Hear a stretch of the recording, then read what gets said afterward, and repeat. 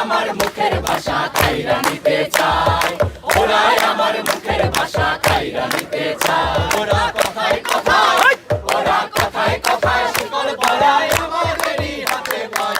ওরাই আমার মুখের ভাষা খাইরা নিতে চায়, ওরাই আমার মুখের ভাষা খাইরা নিতে চায়, ওরাই আমার মুখের ভাষা খাইরা নিতে চায়। ওদের উপরে অত্যন্ত অত্যাচার করা হয়েছে।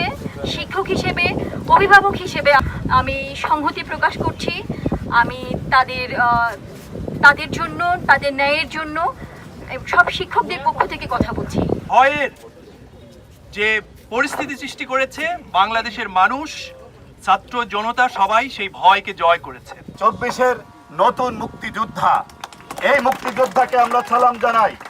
আমরা যা করতে পারিনি তোমরা তা করেছো।